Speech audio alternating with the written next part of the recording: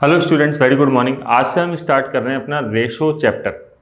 Ratio chapter अपने financial management में है, यूएससीएमए पार्ट 2 के अंदर और एसीसीए F9 के अंदर भी है। सबसे पहले उसमें देखते हैं अपन लिक्विडिटी रेशोज क्या होते हैं। Liquidity ratio student short term ability to repay your debts, मतलब कि बिजनेस शॉर्ट टर्म में अपने डेट्स को या फिर अपनी लाइबिलिटीज़ को पे कर पाता है, नहीं कर पाता। जैसे कोई सैलरी हो गई, कोई वेजेस हो गया, ठीक है ना, क्रेडिटर्स हो गए, क्या इनको पे कर पा रहे हो क्या, तो उसे क्या बोलते हैं, लिक्विडिटी। इसमें मेनली जो मोटे मोटे रेशोज आते हैं वो आते हैं दो, एक तो करंट रेशो, एक क्विक रेशो। करंट रेशो का फॉर्मूला अपन सब जानते हैं, current assets upon current liability, CA upon CL।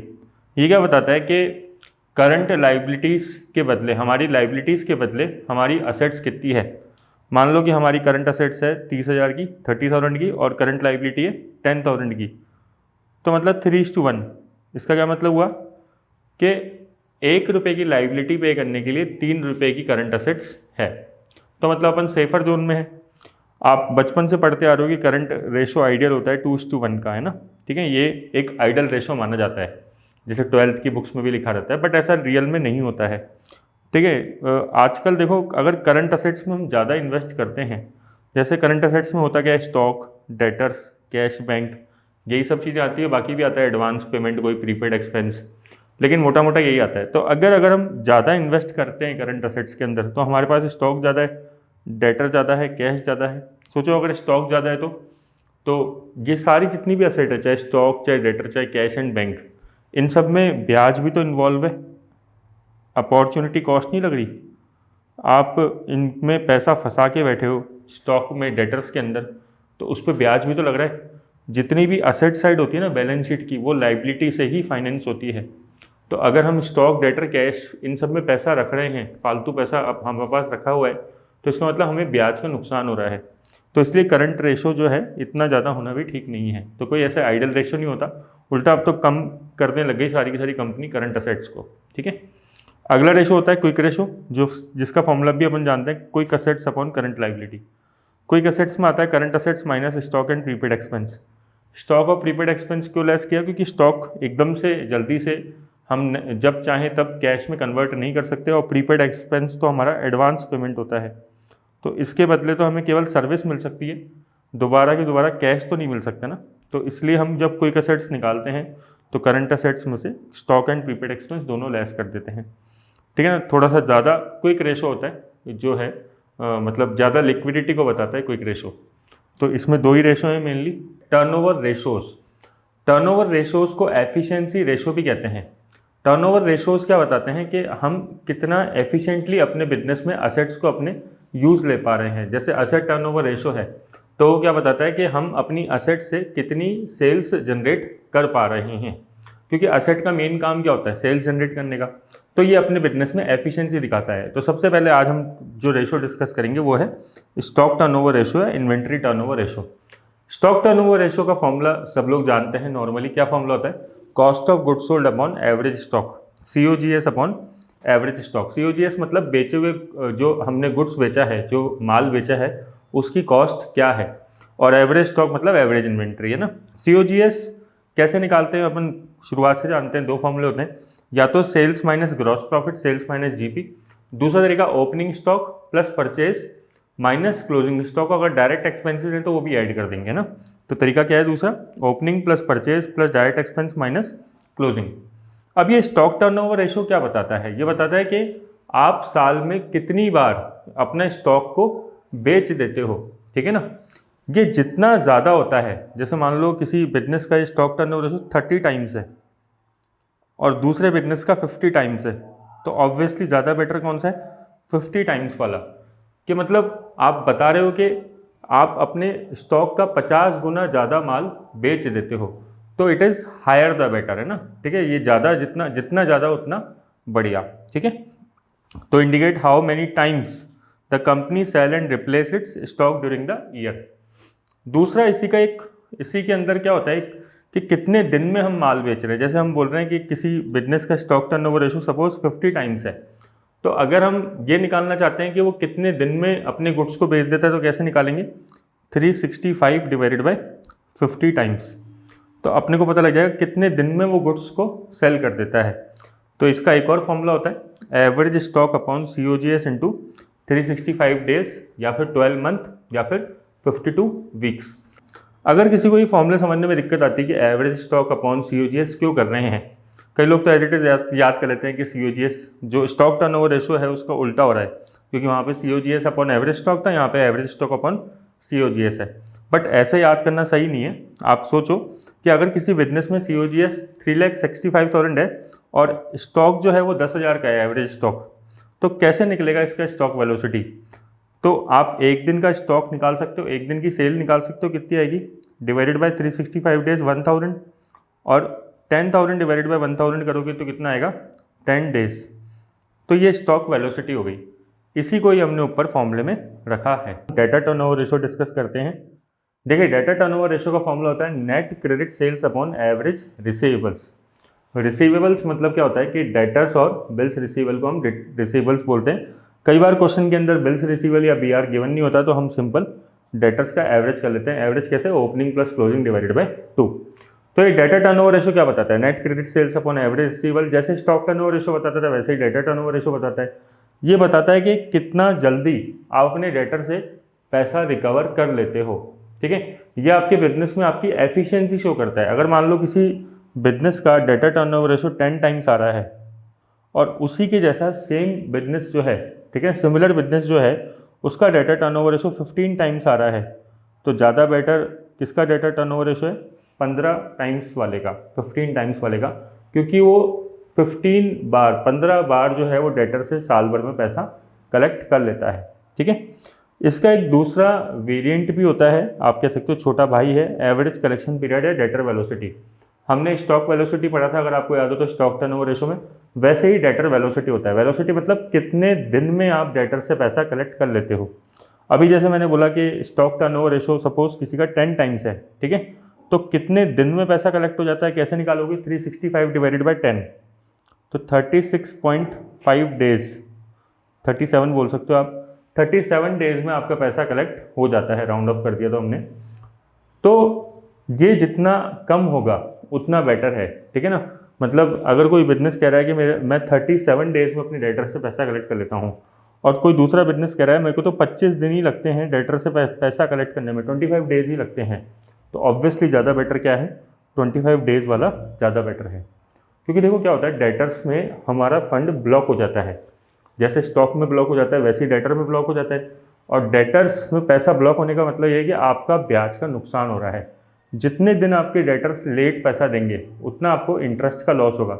दूसरी बात, आपका बैड डेप्ट का खर्चा भी तो है। अगर ज़्यादा टाइम आप डेटर्स को उधार दोगे बहुत लंबे टाइम तक, तो हो सकता है वो कि बैड डेप्ट भी हो जाए। तीसरी बात, कॉस्ट ऑफ कलेक्शन भी तो बढ़ जाती है कि आप पूरी कलेक्शन टीम बिठाओगे डेटर से पैसा कलेक्ट करने के लिए, उनको बार बार रिमाइंडर भेजोगे, कॉल करोगे, मेल भेजोगे, तो उन सब चीज़ों में हो सकता है लीगल इश्यूज भी हो जाए। तो इन सब चीज़ों में कॉस्ट बढ़ती है। तो अगर एवरेज कलेक्शन पीरियड इंक्रीज होता है किसी भी कंपनी का, ठीक है ना, डेटर्स को देने का टाइम इंक्रीज होता है, तो यहाँ पे कंपनी की कॉस्ट बढ़ जाती है। ठीक है, तो एक फॉर्मूला क्या हो गया एवरेज कलेक्शन पीरियड निकालने का, debtor 365 divided by debtor turnover ratio.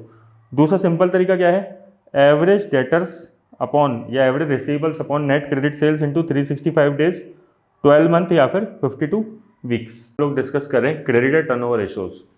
हमने पहले भी टर्नओवर रेशो डिस्कस करे थे। टर्नओवर रेशोज क्या बताते हैं, एफिशिएंसी बताते हैं। सबसे इंपॉर्टेंट चीज़ टर्नओवर रेशो में ये याद रखनी है कि जितने ज़्यादा टर्नओवर रेशो होते हैं उतने ज़्यादा बढ़िया। अब जैसे क्रेडिटर टर्नओवर रेशो देखिए आप, इसका फॉर्मूला क्या है, net credit purchases upon average payables. ये भी किस में निकलता है, टाइम्स में। आपने नोट किया होगा टर्नओवर रेशो सारे किस में निकलते हैं, टाइम्स में, जबकि लिक्विडिटी रेशो जो थे वो किस में निकल रहे थे, प्रपोर्शन में। जैसे करंट रेशो है 2:1 हो गया, 3:1 हो गया, ये क्या है, ये प्रपोर्शन होता है। अब क्रेडिटर टर्नओवर रेशो बताता क्या है कि हम साल भर में अपने क्रेडिटर से कितनी बार गुड्स परचेज कर लेते हैं। ये जितना ज़्यादा होगा उतना बेटर। अब सपोज किसी कंपनी का क्रेडिटर टर्नओवर रेशो आ रहा है 10 टाइम्स, ठीक है, और दूसरी कंपनी का आ रहा है 20 टाइम्स, तो ज़्यादा बेटर ऑब्वियसली क्या है, 20 बार, कि हम अपने क्रेडिटर से कितने गुने ज़्यादा गुड्स परचेज कर लेते हैं एक साल के अंदर। ठीक है, जितना ज़्यादा परचेज करेंगे मतलब उतना ज़्यादा माल बेचेंगे, गुड्स सेल करेंगे, तो वो ज़्यादा बढ़िया है। अब जैसे अपन ने स्टॉक वेलोसिटी निकाला था, डेटर वेलोसिटी निकाला था, वैसे क्या होता है क्रेडिटर वेलोसिटी, जिसको हम बोलते हैं एवरेज पेमेंट पीरियड। डेटर्स में इसका नाम क्या था, एवरेज कलेक्शन पीरियड, कि हम कितने दिन में अपने क्रेडिटर को पे कर देते हैं, ठीक है ना, कितने डेज में क्रेडिटर को पे कर देते हैं, ठीक है। तो एक तो ये तरीका हो गया, जैसे मान लो अपना क्रेडिटर टर्नओवर रेशो 10 टाइम्स निकला, तो आप 365 divided bye creditor turnover ratio कर लो, तो 36.5 डेज, मतलब 37 डेज राउंड ऑफ में आपका आंसर आ रहा है कि हम हर 37 डेज में क्रेडिटर को पे कर देते हैं। दूसरा तरीका क्या है, average creditor upon net credit purchase into 365 days, 12 month या 52 वीक्स। अब ये 365 डेज लगाना है, 12 मंथ लगाना है, 52 वीक्स लगाना है, ये तो क्वेश्चन पे डिपेंड करेगा कि आपको निकालना किसके अंदर है। डेज में निकालना है तो 365, मंथ में निकालना है तो 12, अदरवाइज 52। तो क्रेडिटर वेलोसिटी क्या बताता है कि कितने दिन में पे करते हैं। अगर हम लोग सोचे आपके भी ज़्यादा दिन में पे करें ना, सपोज हम पेमेंट करें 20 दिन में, कोई बिजनेस कर रहा है 40 दिन में, तो ये मत सोचना कि 40 दिन वाला अच्छी बात है भाई। भले ही आप अपने क्रेडिटर को लेट पे कर रहे हो, ठीक है ना, आप उसको पैसा रोक के पे कर रहे हो, तो आप बिजनेस में थोड़ा सा फाइनेंसिंग बढ़ा तो सकते हो अपने, एक तरीके से आप अपने बिजनेस में मतलब लाइबिलिटी खड़ी कर रहे हो, ठीक है, ज़्यादा। तो कई लोग अच्छा मानते हैं, लेकिन नुकसान क्या है, आपके क्रेडिटर नाराज़ भी हो सकते हैं, ठीक है ना। वो बोल सकते हैं कि यार अब हम तुम्हें ना एडवांस पे ही गुड्स देंगे, मतलब उधार तो देंगे ही नहीं और एडवांस पे गुड्स देंगे, तो इसलिए क्रेडिटर पेमेंट पीरियड ज़्यादा नहीं होना चाहिए। Capital turnover ratio, capital turnover ratio का फॉर्मूला क्या रहेगा, देखिए किसी भी टर्नओवर रेशो में आपने कॉमन अब देख ही लिया है, सेल्स न्यूमरेटर में आता है और जो वर्ड होता है वो आप सीधा सीधा नीचे डिनोमिनेटर में रख सकते हैं। जैसे कैपिटल टर्नओवर रेशो में क्या आएगा, कैपिटल डिनोमिनेटर में आ जाएगा, तो फॉर्मूला हो जाएगा sales upon capital employed.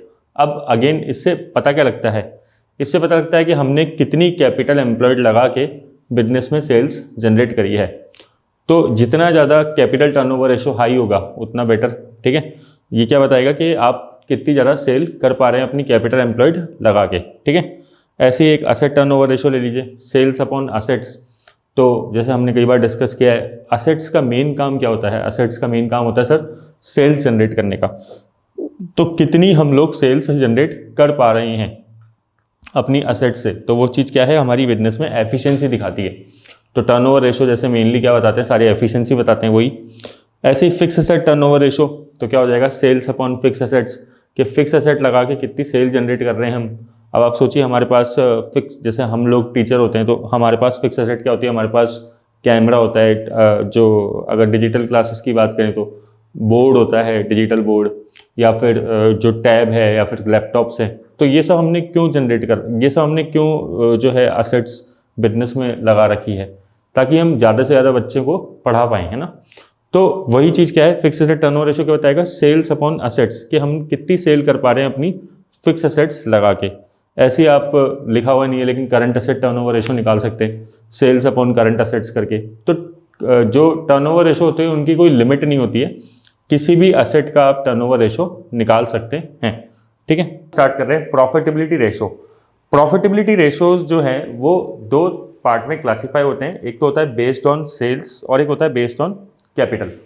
Based on sales मतलब कि जहाँ पे डिनोमिनेटर में, मतलब जब हम डिवाइड करेंगे तो वहाँ पे सेल्स जो है वो डिनोमिनेटर में आएगी, ठीक है। और बेस्ड ऑन कैपिटल मतलब जहाँ पे डिनोमिनेटर में कुछ ना कुछ कैपिटल आएगी या फंड्स से रिलेटेड कुछ आएगा, जो फंड्स प्रोवाइड होते हैं, ठीक है ना, चाहे वो डेट हो, इक्विटी हो, डेट प्लस इक्विटी हो, वो सब चीज़ें आएगी। जैसे पहले अपन बात करते हैं बेस्ड ऑन सेल्स की। बेस्ड ऑन सेल्स में सबसे जो इम्पॉर्टेंट रेशोज होते हैं वो होता है ग्रॉस प्रॉफिट रेशो, ठीक है, फिर एक operating ratio, operating profit ratio और एक नेट प्रॉफिट रेशो। ये चार रेशोज आपको मेनली देखने को मिलेंगे बेस्ड ऑन सेल्स में। अब इनमें सब में देखिए आप, जैसे ग्रॉस प्रॉफिट रेशो का फॉर्मूला अपन जानते हैं, जीपी अपॉन सेल्स इंटू 100, ठीक है। इन सबको डिटेल में डिस्कस करेंगे एक करके, अभी अपन एक ओवरव्यू ले रहे हैं। ऑपरेटिंग रेशो का operating cost upon sales into 100, operating profit ratio का operating profit upon sales into 100, ठीक है, और नेट प्रॉफिट रेशो का net profit upon sales into 100। अब आप देखिए सब में डिनोमिनेटर में क्या आ रहा है, सब में डिनोमिनेटर में सेल्स आ रहा है, ठीक है, इसलिए इसको बोलते हैं इस कैटेगरी को बेस्ड ऑन सेल्स। दूसरी कैटेगरी होती है बेस्ड ऑन कैपिटल, जहाँ पे डिनोमिनेटर में कैपिटल आता है या कोई ना कोई फंड्स आते हैं। जैसे रिटर्न ऑन कैपिटल एम्प्लॉयड बहुत ही फेमस रेशो है, इसको अपन ROI भी बोलते हैं, रिटर्न ऑन इन्वेस्टमेंट, और इसका फॉर्मूला होता है EBIT अपॉन कैपिटल एम्प्लॉयड। ये तो कभी भूलना ही नहीं अपन को, इनको डिस्कस करेंगे अपन डिटेल में, अभी तो अपन केवल एक ओवरव्यू ले रहे हैं। Return on equity, profit after tax upon equity into 100। Equity को नेटवर्थ भी बोलते हैं, शेयरहोल्डर फंड भी बोलते हैं, प्रोपराइटर फंड भी बोलते हैं, ठीक है, और बुक वैल्यू ऑफ इक्विटी भी बोल सकते हो आप इक्विटी को। इक्विटी के अंदर इक्विटी शेयर और रिजर्व एंड सरप्लस दोनों आते हैं, ठीक है। Return on equity shareholder fund, अब ये केवल रिटर्न अपन देख रहे हैं equity shareholder point of view से, ठीक है। तो इक्विटी शेयरहोल्डर के लिए कौन सा प्रॉफिट अवेलेबल होता है? Earning available to equity shareholders upon equity shareholders fund into 100। ये इक्विटी शेयरहोल्डर फंड में इक्विटी शेयर और रिजर्व्स एंड सरप्लस आता है, प्रेफरेंस शेयर नहीं आते हैं, ठीक है। और लास्ट होता है रिटर्न ऑन टोटल एसेट्स, मतलब टोटल एसेट्स पे कितना रिटर्न कमा रही है कंपनी, तो इसका फॉर्मूला होता है EBIT upon total assets into 100, ठीक है। तो अब हम जो कैटेगरी स्टार्ट कर रहे हैं अपनी, वो कर रहे हैं प्रॉफिटेबिलिटी रेशोज। ये सारे के सारे ब्रॉडली प्रॉफिटेबिलिटी रेशोज में आते हैं, सारे के सारे रेशोज। सबसे पहला रेशो है gross profit ratio, GP ratio. GP ratio का हम लोग सब फॉर्मूला जानते हैं, GP अपॉन सेल्स इंटू 100, ठीक है। ये GP कैसे निकलता है? Sales minus COGS। COGS कैसे निकलती है? बेसिकली ट्रेडिंग का आइटम है, अपन जानते हैं ग्रॉस प्रॉफिट, ठीक है ना। COGS निकालते थे opening stock plus purchase minus closing stock. अगर कोई डायरेक्ट एक्सपेंस है तो वो भी इसमें ऐड हो जाते हैं खर्चे के अंदर, है ना, ठीक है। ग्रॉस प्रॉफिट निकल जाता है। अब GP रेशो बताता क्या है? सपोज किसी कंपनी का GP रेशो आया 60% का, तो ये क्या बता रहा है GP रेशो? ये GP रेशो बता रहा है कि उस कंपनी के पास क्या हुआ होगा, 100 रुपये की सेल हुई होगी, 40 के COGS हुआ है, यही हुआ है, 100 की सेल हुई है, 40 का COGS हुआ है, और उसके पास कंपनी के पास ग्रॉस प्रॉफिट कितना बचा? 60 का, तो ये 60% आ गया। तो 60% अभी कंपनी के पास जो टोटल सेल्स का इतना रेवेन्यू बचा है, और वो कंपनी अब उससे अपने ऑफिस एक्सपेंसेस कवर कर सकती है, जिसको अपन जनरल एक्सपेंसेस बोलते हैं, ओवरहेड्स भी बोल सकते हो आप, और सेलिंग एंड डिस्ट्रीब्यूशन एक्सपेंसेस भी कवर कर सकती है। मतलब P&L के जो खर्चे होते हैं, क्योंकि देखो एक होता है ट्रेडिंग अकाउंट, एक होता है प्रॉफिट एंड लॉस अकाउंट, तो P&L के जितने भी आइटम होते हैं, प्रॉफिट एंड लॉस के जितने भी खर्चे होते हैं, वो कवर करने के लिए अब आपके पास 60% का सेल्स रेवेन्यू बचा हुआ है, एक तरीके से ये कह सकते हो आप, सिंपल, ठीक है। तो जितना ज़्यादा GP रेशो होता है उतना पता लगता है कि हाँ हम लोग सेफ हैं, और हम लोग अपने जो सेलिंग के खर्चे हैं, ऑफिस के खर्चे हैं, जिसको एडमिनिस्ट्रेटिव भी बोलते हैं, वो सब भी अपन अभी पे कर सकते हैं, ठीक है ना। दूसरी बात क्या है, GP रेशो इफेक्ट कैसे होता है? अब जैसे मान लो इस साल GP रेशो 60% है, पिछले साल ये GP रेशो सपोज था 50%, ठीक है, या फिर कुछ और था, अब 50% से सपोज इस साल हो गया 60%। तो ये GP रेशो इफेक्ट कैसे होता है? एक तो ये होता है per unit selling price change होने से, ठीक है ना, और दूसरा इफेक्ट होता है पर यूनिट कॉस्ट चेंज होने से, पर यूनिट कॉस्ट चेंज होने से, या तो per unit selling price increase हो जाए, डिक्रीज हो जाए, या per unit cost COGS per unit जो है वो इंक्रीज हो जाए, डिक्रीज हो जाए। कभी भी इसका नंबर ऑफ यूनिट सोल्ड से कोई इफेक्ट नहीं आता है, ये बहुत इंपॉर्टेंट चीज़ है। अगर एक कंपनी 100 रुपये का गुड्स बेचती है और उसको बेचने में 40 की COGS लग जाती है, तो उसका GP रेशो कितना आ गया? 60। अब वो चाहे 1 लाख यूनिट बेच ले, चाहे 10,000 यूनिट बेच ले, चाहे 100 यूनिट बेचे, चाहे 1 यूनिट बेचे, सबका GP रेशो 60% ही आने वाला है। कब चेंज होगा? या तो कॉस्ट पर यूनिट चेंज हो या selling price per unit change हो। ये इंटरप्रिटेशन बहुत इंपॉर्टेंट है। Operating ratio, operating ratio important ratio है, कई बार नाम से डायरेक्टली समझ में नहीं आता कि इसका फॉर्मूला क्या होगा, थोड़ा ध्यान से समझिए आप। इसका फॉर्मूला होता है operating cost upon sales into 100। Operating cost मतलब बिजनेस को चलाने के लिए जो जो सारी कॉस्ट लगती है उसे बोलते हैं ऑपरेटिंग कॉस्ट। ऑपरेटिंग नेचर के सारे खर्चे ऐड कर दो। सर इसमें क्या क्या ऐड होता है? एक तो cost of goods sold. Cost of goods sold आप जानते हो, जो गुड्स हम बेचते हैं उसकी कॉस्ट कैसे निकालते हैं? COGS opening stock plus purchase plus direct expenses minus closing stock. तो वो तो आता ही है ऑपरेटिंग कॉस्ट में, राइट। और एक आते हैं ऑपरेटिंग एक्सपेंसेस, ठीक है। ऑपरेटिंग एक्सपेंसेस, ऑपरेटिंग एक्सपेंसेस होता है ऑफिस एक्सपेंस या जिसको हम एडमिनिस्ट्रेटिव एक्सपेंस भी बोलते हैं, और selling and distribution expense. In ROI return on investment, बड़ा फेमस रेशो है, आपने सुना होगा कई बार ROI। क्या फॉर्मूला होता है, फॉर्मूला देखते हैं, EBIT upon capital employed. EBIT क्या होता है, earning before interest and tax, इसको हम पीबीआईटी भी बोल सकते हैं। क्या बोल सकते हैं, profit before interest and tax, PBIT, एक ही बात है, ईबीआईटी बोल लो पीबीआईटी बोल लो। सर एक कैपिटल एम्प्लॉयड क्या होती है, कैपिटल एम्प्लॉयड मतलब जितना फंड्स लॉन्ग टर्म इन्वेस्टेड है बिजनेस के अंदर वो सबको जोड़ लो, मतलब आप सारी लाइबिलिटी साइड जोड़ लो, लाइबिलिटी और इक्विटी सबको जोड़ लो, ठीक है ना। जो सोर्सेज ऑफ फंड्स होते हैं जिन्होंने पैसा बिजनेस में प्रोवाइड किया है, क्या क्या आता है सर इसमें, डेट और इक्विटी दोनों के दोनों, है ना। बिजनेस के अंदर या तो आप डेट लेके बिजनेस स्टार्ट कर सकते हो या इक्विटी लेके। इक्विटी क्या होता है, इक्विटी मतलब शेयर होल्डर फंड बोल लो, नेटवर्थ बोल लो, ठीक है ना, प्रोपराइटर फंड बोल लो, ऐसे कई सारे नाम होते हैं, ठीक है।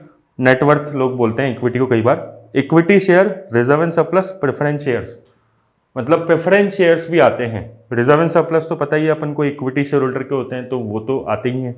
अच्छा ये ध्यान रखना है, रिजर्व एंड सरप्लस जो प्रॉफिट है ये किसका होता है, इक्विटी शेयर्स का होता है, क्योंकि आपने इक्विटी शेयर को डिविडेंड कम देके ही रिजर्व एंड सरप्लस बनाए हुए होते हैं। तो मतलब कैपिटल एम्प्लॉयड इन शॉर्ट है क्या, डेट प्लस इक्विटी दोनों। डेट मतलब क्या होता है, लोन्स, जो भी लॉन्ग टर्म लोन है, डिवेंचर है या बैंक लोन है, कुछ भी बॉन्ड्स वगैरह सब के सब। अब अपन ने ईबीआईटी डिवाइड किया, ईबीआईटी मतलब न्यूमरेटर में रखा, earning before interest and tax. वो कैसे निकलता है, sales minus variable cost contribution, contribution minus fix cost, EBDIT आता है, earning before depreciation interest and tax. मतलब उसमें से डेप्रिसिएशन भी लेस नहीं किया, इंटरेस्ट भी लेस नहीं किया और टैक्स भी लेस नहीं किया। अब उसमें से डेप्रिसिएशन और अमोर्टाइजेशन, मतलब इंटेंजिबल असेट्स पे अमोर्टाइजेशन होता है, टेंजिबल असेट्स पे डेप्रिसिएशन होता है, वो लेस कर दिया तो क्या आएगा, EBIT, earning before interest and tax. तो कुल मिला के फॉर्मूला आपको याद रखना है, EBIT upon capital employed into 100। ये बता रहा है कि आप कितना पैसा लगा के, है ना, कितना रिटर्न उस पैसे पे कमा रहे हो। कर रहे हैं रिटर्न ऑन इक्विटी या फिर आपने सुना होगा ROE। सबसे इंपॉर्टेंट बात तो ये है कि रिटर्न ऑन इक्विटी क्या होता है, मतलब जो शेयर होल्डर्स ने जो पैसा लगाया है, शेयर होल्डर्स मतलब दोनों, इक्विटी शेयर और प्रेफरेंस शेयर दोनों ने जो पैसा बिजनेस में लगाया है, कैपिटल जो बिजनेस में लगाई है, उस पर कंपनी क्या रिटर्न अर्न करके उनको दे रही है, उसको बोलते हैं return on equity. Next important topic point ये है इसके अंदर कि इक्विटी को ही नेटवर्थ बोलते हैं, शेयर होल्डर फंड बोलते हैं, प्रोपराइटर्स फंड बोलते हैं, और इसी को ही बुक वैल्यू ऑफ इक्विटी भी बोल सकते हो। आप बोल सकते हो book value of equity. Sir formula क्या है इसका, फॉर्मूला बिल्कुल सिंपल है, अर्निंग आफ्टर टैक्स या profit after tax upon equity into 100। EAT बोल लो, अर्निंग आफ्टर टैक्स, या फिर पैट, एक ही बात है, upon equity into 100।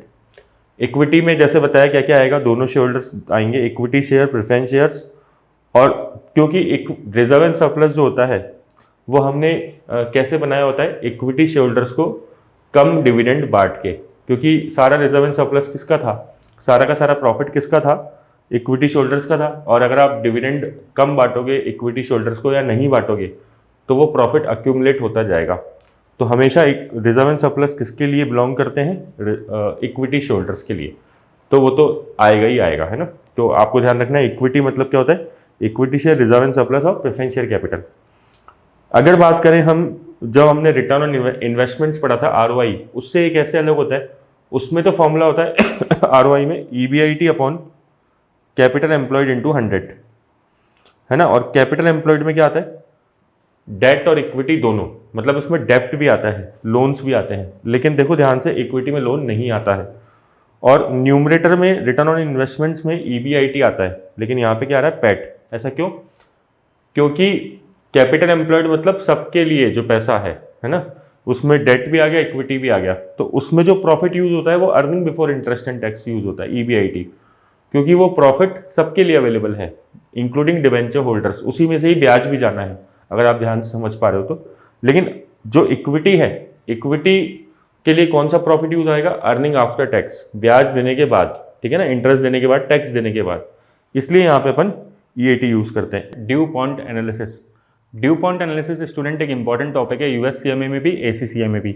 Due point analysis return on equity को एक तरीके से ब्रेक करके थोड़ा सा एलेबोरेट करता है, पिक्चर को अच्छे से शो करता है शेयर होल्डर्स को। रिटर्न ऑन इक्विटी क्या होता है, आप जानते हैं कि profit after tax upon equity into 100। Equity मतलब शेयर होल्डर्स के लिए जो फंड होता है वो, ठीक है ना, equity share, reserve and surplus. तो इसको थोड़ा सा एलोबरेट करता है, बताता है कि रिटर्न ऑन इक्विटी पे किस किस चीज़ का इम्पैक्ट पड़ता है। सबसे पहली बात बताते हैं कि रिटर्न ऑन इक्विटी पे नेट प्रॉफिट रेशो का फर्क पड़ता है। नेट प्रॉफिट रेशो मतलब net profit upon sales into 100। क्या बिजनेस में नेट प्रॉफिट रेशो से आपका रिटर्न ऑन इक्विटी इम्पैक्ट करेगा? बिल्कुल करेगा। हर किसी प्रोडक्ट का हो सकता है, हमारे पास 4-5 प्रोडक्ट है, सबका नेट प्रॉफिट रेशो अलग अलग हो, ठीक है ना, तो नेट प्रॉफिट रेशो का इम्पैक्ट पड़ता है, ठीक है। दूसरी बात, क्या नेट प्रॉफिट रेशो से ही डायरेक्टली अकेले हम लोग चेक कर सकते हैं क्या कि रिटर्न ऑन इक्विटी पे क्या इम्पैक्ट पड़ रहा है? दूसरी चीज़ें एक और कंसिडर करनी पड़ती है, एसेट टर्नओवर रेशो। जैसे मान लीजिए प्रोडक्ट, हमारे पास 2 प्रोडक्ट हैं, 2 बेचते हैं हम product A, product B. Product A का नेट प्रॉफिट रेशो है 30%, बी का है 10%।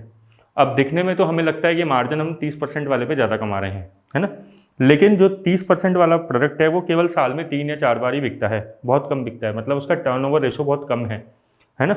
लेकिन जो प्रोडक्ट बी है उसका टर्नओवर रेशो बहुत हाई है, डेली बिकता है, डेली खरीदते हैं, डेली बिक जाता है। तो बताओ ओवरऑल मार्जिन किस केस में ज़्यादा आएगा, प्रोडक्ट ए में, बी में? प्रोडक्ट बी में आएगा ना।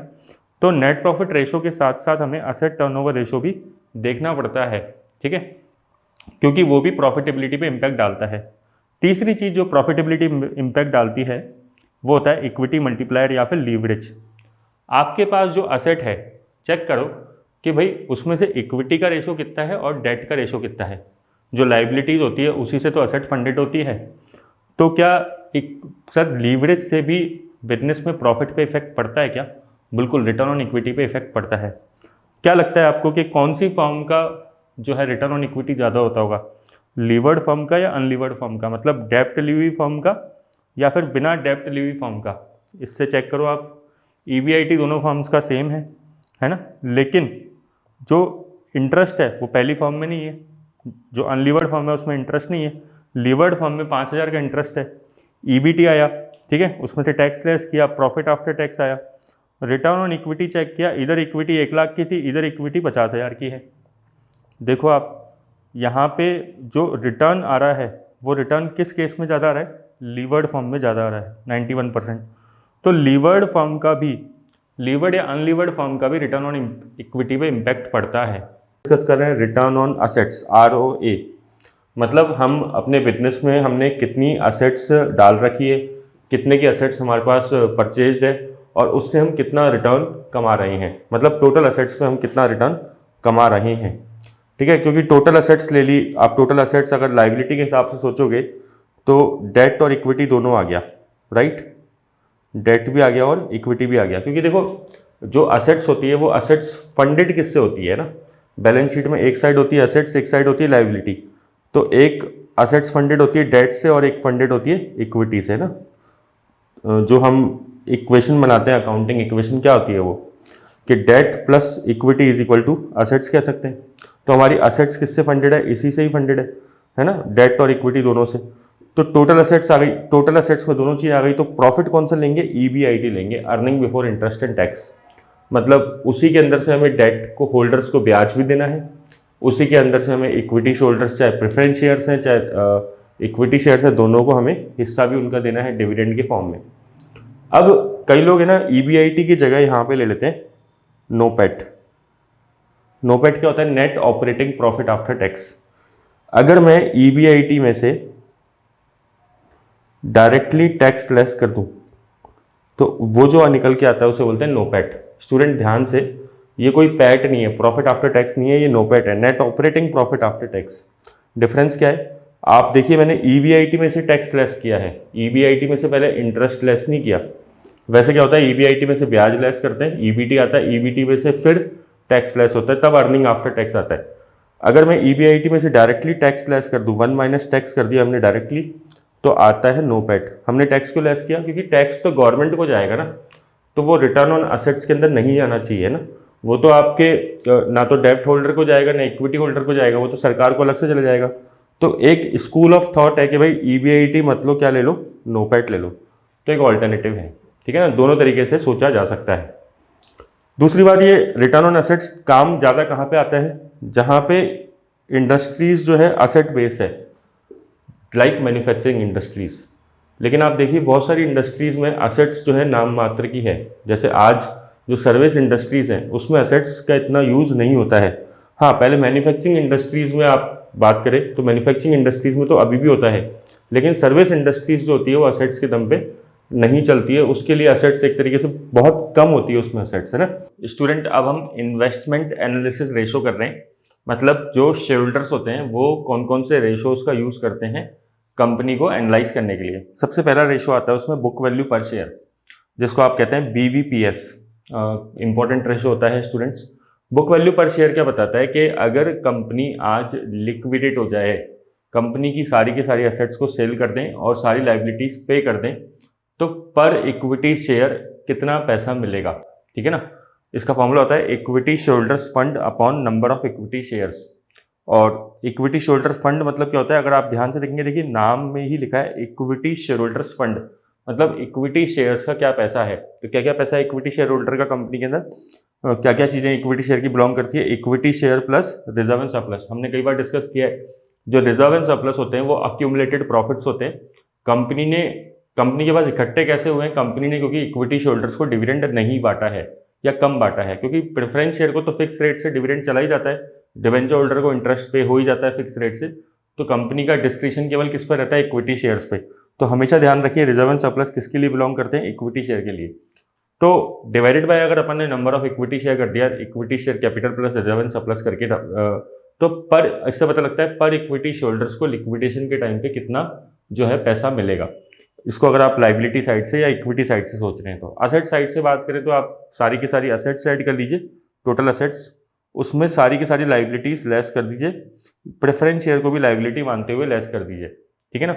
बस बचेगा क्या, ऑब्वियसली इक्विटी शेयर्स और रिजर्व एंड सरप्लस बच जाएगा। तो असेट्स में से अगर लाइबिलिटीज सारी की सारी पे हो जाएगी, तो पर इक्विटी शेयर्स कितना पैसा मिल रहा है, मतलब असेट्स माइनस लाइबिलिटी कर लीजिए, तो इक्विटी शेयर होल्डर्स फंड आ जाएगा upon number of equity shares कर दीजिए, तो पर इक्विटी शेयर कितना पैसा मिल रहा है, ठीक है।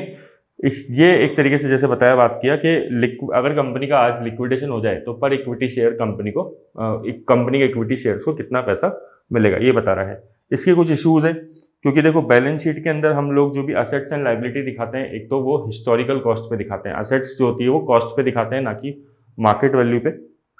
तो ये एक लिमिटेशन है। इंटेंजिबल असेट्स को कई बार हम इग्नोर कर देते हैं, जैसे गुडविल होता है, पेटेंट होता है, इसकी वैल्यूएशन ठीक तरीके से नहीं हो पाती, ये एक इशू होता है। कई बार off the balance sheet items होते हैं, मतलब कुछ चीज़ें हम बैलेंस शीट के अंदर नहीं दिखाते, जैसे ऑपरेटिंग लीज जो होती है ना, अब तो दिखाने लग गए, लेकिन 12 मंथ्स की जो लीज है अभी भी नहीं दिखाते हैं। विंडो ड्रेसिंग का इशू होता है, कई बार हम जो अकाउंट्स होते हैं उसके अंदर मैनिपुलेशन करते हैं, तो वो एक बहुत बड़ा इशू रहता है। तो फिर अगर वो गलत निकलेगा तो ऑब्वियसली असेट्स एंड अकाउंट्स ही गलत होंगे, तो असेट्स एंड लाइबिलिटीज़ की वैल्यू भी अलग निकलेगी। और लास्ट इशू होता है ये जो वेटेज है, असेट्स इंपॉर्टेंट किस केस में होती है, मैन्युफैक्चरिंग कंपनी में। अगर आप देखेंगे जो टेक्नोलॉजी कंपनी होती है उसमें तो इतनी असेट्स होती भी नहीं है, तो ये सारी लिमिटेशंस होती है। Market to book value ratio, या फिर इसे बोलते हैं price to book value ratio, इसलिए इसको शॉर्ट में PB रेशो भी बोलते हैं ना, P/B, क्योंकि प्राइस अपॉन बुक वैल्यू। अब ऐसे रेशो में पहली बात तो आपको फॉर्मूला याद करने का चैलेंज नहीं है, क्यों, क्योंकि देखो ये फॉर्मूला खुद ही बता रहा है, जब 2 लगा हुआ है बीच में, तो जो बाद वाली चीज है, ये जो बाद वाला बुक वैल्यू रेशो है, ठीक है ना, तो बुक वैल्यू क्या है, अपॉन में चला जाएगा, और इससे पहले वाला जो है वो न्यूमरेटर में आ जाएगा, ठीक है ना। मतलब 2 से पहले वाली चीज न्यूमरेटर में और 2 के बाद वाली चीज डिनोमिनेटर में, है ना। तो फॉर्मूला क्या हो गया, market value upon book value, market price per share upon book value पर शेयर। सर बुक वैल्यू पर शेयर क्या होता है, बुक वैल्यू पर शेयर अपन ने डिस्कस किया था लास्ट क्लास में, कि अगर कंपनी लिक्विडेट हो जाए और कंपनी की सारी एसेट्स को सेल कर दें, ठीक है ना, और सारी की सारी लाइबिलिटीज पे कर दें, लाइबिलिटीज में प्रेफरेंस शेयर्स भी आ गया, प्रेफरेंस शेयर्स भी पे हो गए, और अपॉन में अपन ने नंबर ऑफ इक्विटी शेयर्स कर दिया, तो इससे पता लगता है कि बुक वैल्यू पर शेयर कितनी है। सिंपली मीन्स के इक्विटी शेयरहोल्डर्स को लिक्विडेशन के टाइम पे कितना पैसा मिलेगा, उसे बोलते हैं बुक वैल्यू पर शेयर, सारी एसेट्स रियलाइज करने के बाद, सारी लाइबिलिटी पे करने के बाद, ठीक है। अब बात आती है इसका इंटरप्रिटेशन कि सर ये market price upon book value पर शेयर क्या बता रहा है। मान लीजिए कि मार्केट प्राइस पर शेयर 100 चल रही है, बुक वैल्यू पर शेयर 50 चल रही है, तो ये बुक वैल्यू पर शेयर मतलब जो ये है मार्केट टू बुक वैल्यू कितना आ गया, मोर देन 1 आ गया, ऑब्वियसली 2 आ गया जैसे, तो ये मोर देन 1 है। तो इसका इंटरप्रिटेशन ये है पहली बात तो, कि देखिए हमेशा क्या होता है कि नॉर्मली हम देखते हैं कि जो बुक वैल्यू होती है वो कम होती है, क्योंकि असेट्स अपन हिस्टोरिकल कॉस्ट पे रिकॉर्ड करते हैं लेकिन असेट्स की मार्केट प्राइस ज़्यादा होती है, तो ये ज़्यादा आना ही है, ठीक है ना। तो इसका सबसे मतलब मेन रीज़न क्या है कि असेट्स अपन किस पे रिकॉर्ड करते हैं, हिस्टोरिकल कॉस्ट पे। दूसरा रीज़न हो सकता है कि कंपनी के जो फ्यूचर है वो बेटर देख रहे हैं शोल्डर्स, इसलिए मार्केट प्राइस पर शेयर ज़्यादा चल रही है बुक वैल्यू से, है ना, तो कंपनी का फ्यूचर थोड़ा सा ब्राइट है। अगर हम इसका रिवर्स बात करें कि ये लेस देन 1 है, जैसे मार्केट प्राइस 50 रुपये आ रही है, बुक वैल्यू 80 रुपये आ रही है, तो ऐसा क्यों है? सबसे पहली बात तो हो सकता है कि जो शेयर है वो अंडर प्राइस चल रहा है, अंडर वैल्यूड चल रहा है, क्योंकि अभी मार्केट प्राइस इसकी कम चल रही है बुक वैल्यू से भी, तो लोग इसको खरीद सकते हैं।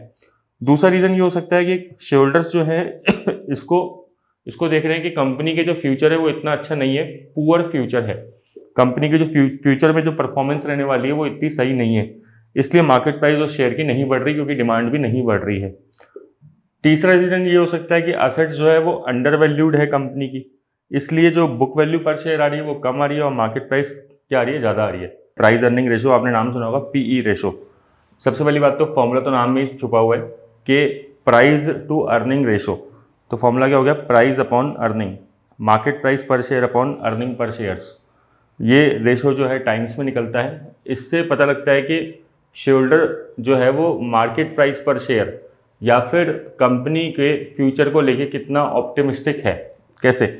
जैसे मान लीजिए किसी कंपनी के शेयर की प्राइस चल रही है 50 रुपये, लेकिन अर्निंग पर शेयर है 10 रुपये, तो मतलब ये पी रेशो 5 टाइम्स आ रहा है।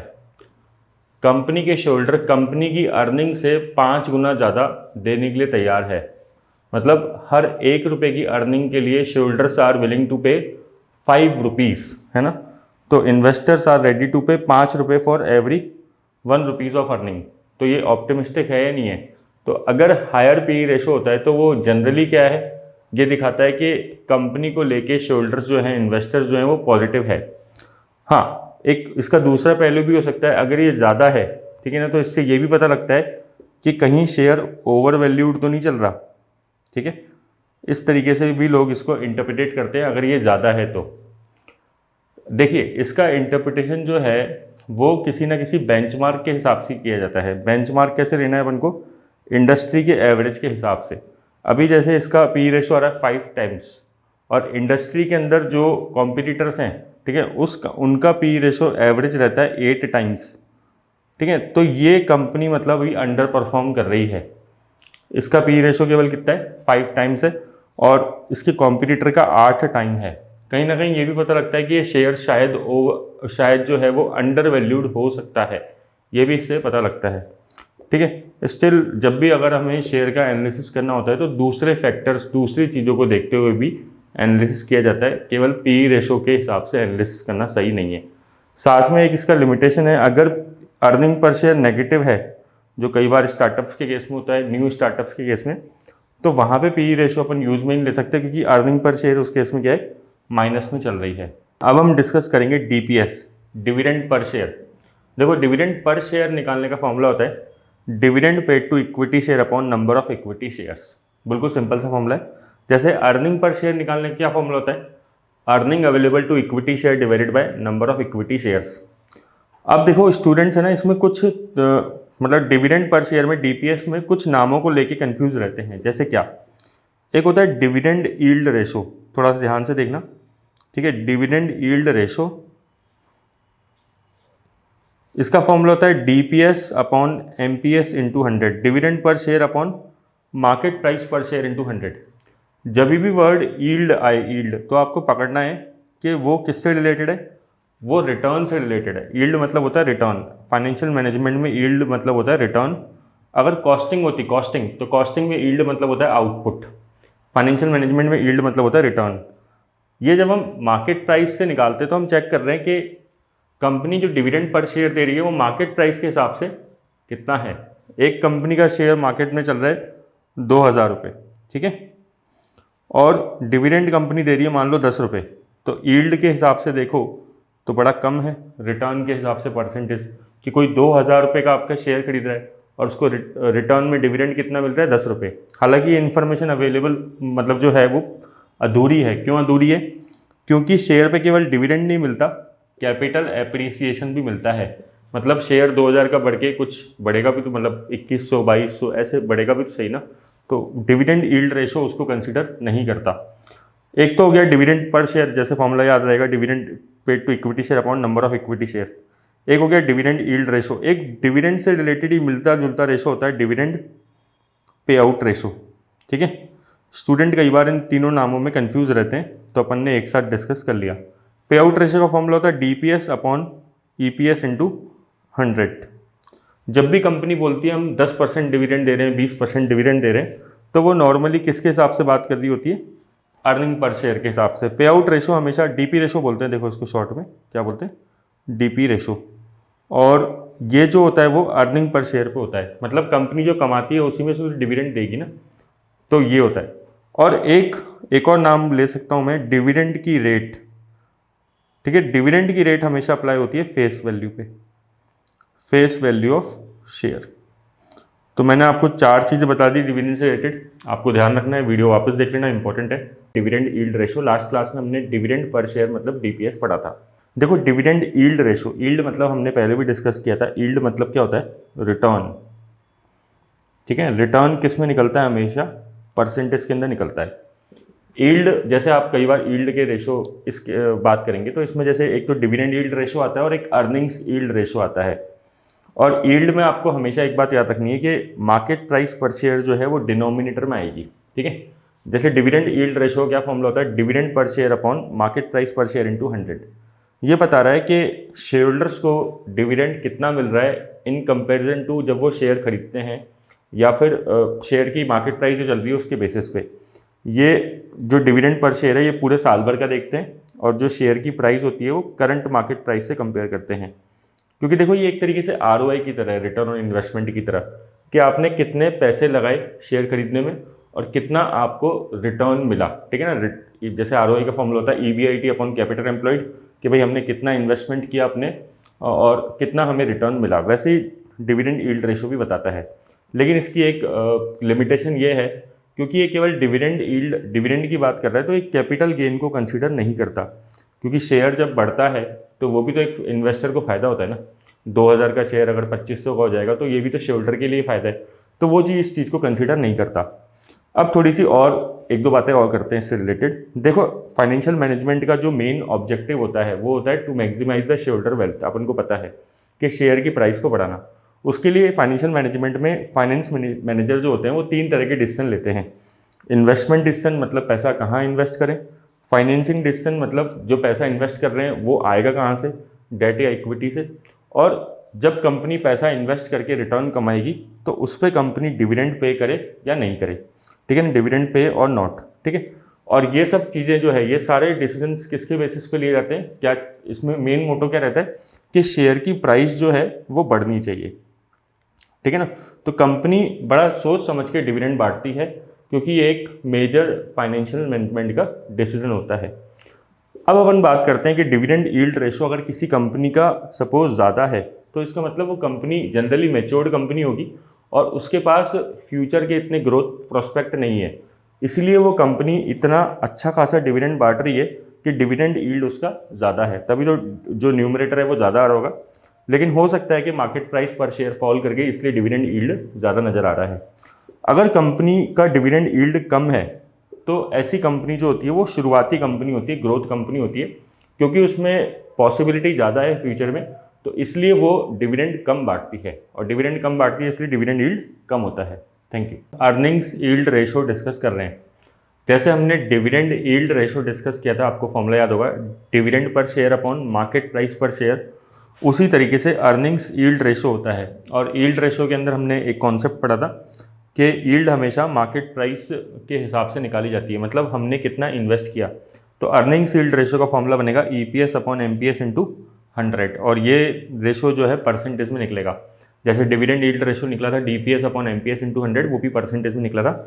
ये बताता क्या है? ये बताता है कि हम कितने रुपए इन्वेस्ट कर रहे हैं। ये market price per share current market price है। अब जैसे हम रिलायंस का शेयर खरीदने जा रहे हैं, सपोज वो 2000 का चल रहा है, ठीक है, हम 2000 पे इन्वेस्ट करेंगे रिलायंस के शेयर में, और अर्निंग पर शेयर रिलायंस की चल रही है सपोज 100, तो इंटू 100 कर दिया अपन ने, तो ये जो है 5% आ गया। तो ये क्या हो गया? अर्निंग्स यील्ड रिलायंस का हमने अर्निंग यील्ड निकाल दिया। ठीक है, अब देखिए हमने price earning ratio PE ratio भी पढ़ा हुआ है। पीई रेशो मतलब प्राइस अर्निंग रेशो होता है, आपको ध्यान होगा, है ना। और उसका हमने फॉर्मूला डिस्कस किया था, price upon earning. Price upon earning मतलब market price per share upon earning per share. Price earning ratio में इंटू 100 नहीं करते थे, बस ये टाइम्स में आता था। ठीक है, टाइम्स में निकलेगा कितने गुना ज़्यादा चल रही है मार्केट प्राइस पर शेयर उसके अर्निंग प्राइस पर शेयर के मुकाबले। ठीक है, तो अब आप देखिए ध्यान से कि प्राइस अर्निंग रेशो जो है रिवर्स है अर्निंग यील्ड रेशो का। अर्निंग यील्ड रेशो क्या है, ईपीएस अपॉन एमपीएस इंटू 100, और प्राइस अर्निंग रेशो क्या है, MPS upon MPS, MPS upon EPS. ठीक है, तो ये हो गया एक। तो इसमें ये एस्पेक्ट अपन को ध्यान रखना है कि अर्निंग यील्ड रेशो का रिवर्स उल्टा क्या होता है, प्राइस अर्निंग रेशो होता है। दूसरी बात, जब आप कॉस्ट ऑफ कैपिटल चैप्टर पढ़ते हो, कॉस्ट ऑफ कैपिटल, तो कॉस्ट ऑफ कैपिटल में cost of debenture, cost of preference share, cost of retained earnings and cost of equity निकालते हो, के निकालते हो। ठीक है ना, इसको शॉर्ट में बोलते हैं के ई निकालने के कई सारे मेथड होते हैं, है ना। जैसे के ई निकलता है डिविडेंड डिस्काउंट मॉडल से, जिसको गॉर्डन मॉडल कहते हैं, T1 अपॉन P0 इंटू 100, है ना, प्लस जी, ऐसे करके कई सारे मॉडल होते हैं। इसमें के ई के अंदर एक मॉडल होता है अर्निंग्स यील्ड मॉडल, है ना, उसमें फॉर्मूला होता है ईपीएस अपॉन एमपीएस इंटू 100, है ना। जब भी यील्ड आपको निकालनी है तो हमेशा ध्यान रखना डिनोमिनेटर में क्या आएगा, मार्केट प्राइस पर शेयर आएगी। कहने का मतलब ये है कि ये जो अर्निंग यील्ड रेशो होता है इसको कॉस्ट ऑफ इक्विटी भी कहते हैं, के भी कहते हैं। तो इसका फॉर्मूला हो जाएगा ईपीएस अपॉन एमपीएस इंटू 100, अपन को ये याद रखना है। ठीक है, जैसे cost of equity dividend yield से भी निकल सकती है, डीपीएस अपॉन एमपीएस इंटू 100। ठीक है, तब उसको अपन डिविडेंड यील्ड कहते हैं कि कॉस्ट ऑफ इक्विटी अपन ने डिविडेंड यील्ड से निकाली। और कैसे निकल सकती है cost of equity, CAPM method से निकलती है, RF plus beta into RM minus RF. Capital structure ratios, हमने मार्केट रेशो पढ़े थे, जैसे प्राइस अर्निंग रेशो या price to book value ratio, वो हमने पढ़ा था। अब हम आते हैं कैपिटल स्ट्रक्चर रेशो में। कैपिटल स्ट्रक्चर क्या होता है, देखो हर कंपनी के अंदर क्या है कि डेट और इक्विटी का मिक्स होता है। ठीक है ना, कोई भी कंपनी आपको नॉर्मली प्योरली डेट नहीं मिलेगी, नॉर्मली प्योरली इक्विटी नहीं मिलेगी। हालांकि इक्विटी तो सब में होता ही है, हाँ कुछ कंपनियों में डेट जरूर होता है। डेट होने के कई रीजंस होते हैं, वो अपन डिस्कस करेंगे आगे। तो सबसे पहले आज अपन रेशो डिस्कस कर रहे हैं, डेट टू इक्विटी रेशो, बड़ा फेमस रेशो है, डेट अपॉन इक्विटी, और इसका आंसर निकलता है प्रपोर्शन में। जैसे कई रेशो परसेंटेज में निकलते हैं, कई रेशो टाइम्स में निकलते हैं। जैसे करंट रेशो होता है प्रपोर्शन में निकलता है, वैसे ही डेट इक्विटी रेशो भी प्रपोर्शन में निकलता है। देखो डेट इक्विटी रेशो क्या बताता है, अगर जैसे ये हाई है, जैसे मान लो किसी कंपनी के अंदर 30,000 का डेट है और 10,000 की इक्विटी है, एग्जाम्पल ले रहे हैं, 3:1 है, तो इसका मतलब कंपनी में डेट बहुत ज़्यादा है। अब ध्यान सुनना, डेट ज़्यादा है इसका मतलब क्या है, कंपनी के ऊपर फिक्स्ड ऑब्लिगेशन ज़्यादा है, मतलब कंपनी को ब्याज जो है फिक्स्ड टाइम पे करना पड़ेगा। ठीक है, और जो भी प्रिंसिपल है, मतलब जो इंस्टॉलमेंट्स हैं वो टाइम पे करनी पड़ेगी रेगुलर रूप से, अगर कंपनी का डेप्ट बहुत ज़्यादा है तो। इससे कंपनी के पास फाइनेंशियल रिस्क बहुत बढ़ जाता है।